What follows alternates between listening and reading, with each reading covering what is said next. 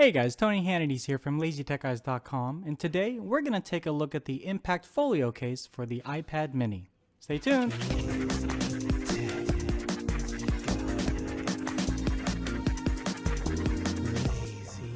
This is the Impact Folio case for the iPad mini with Retina display, and also works for the iPad mini 3, which really just has the fingerprint scanner.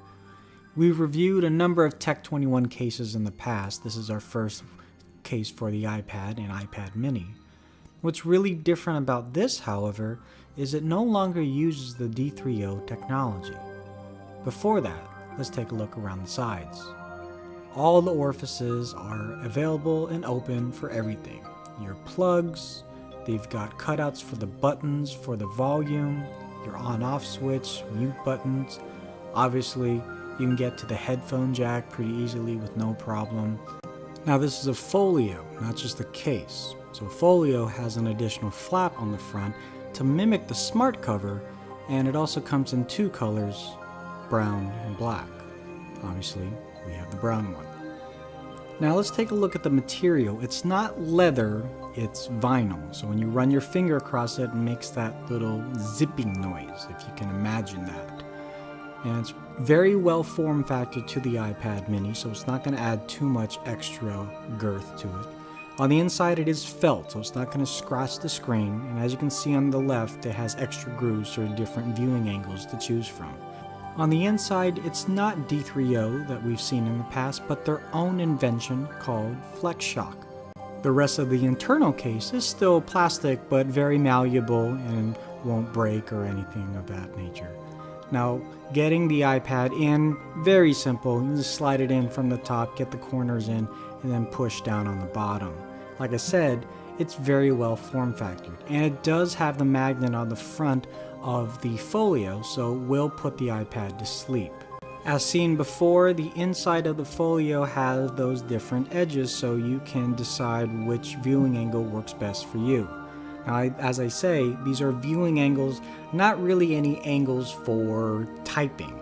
We've seen some folios in the past where at the lowest angle, it's really good for typing ergonomically on your wrist. This doesn't really have a deep enough groove to keep the iPad in place, and after a while it actually falls down quite easily. So there's not a lot of grip, and the angles that are available to you aren't really good for typing.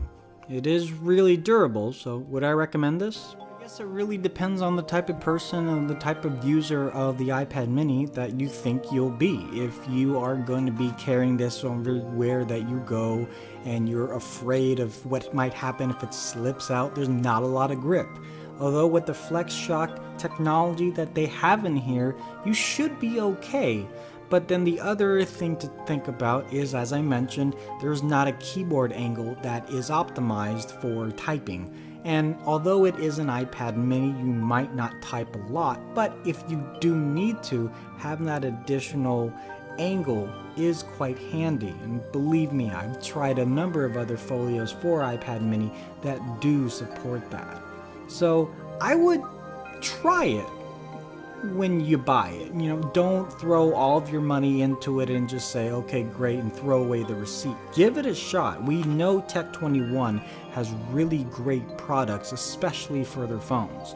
But for the first case that we've tested from them for iPad mini and mini Retina, or whatever they call it, I'm really only giving this a 3 out of 5.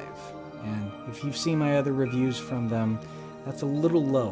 But in any event, this is just my opinion. Go ahead and check it out for yourself, and if you have any questions or comments, leave that in the section below. We definitely will try to address them. Please like this video, subscribe to Lazy Tech TV, and we will see you guys in the next one. Late.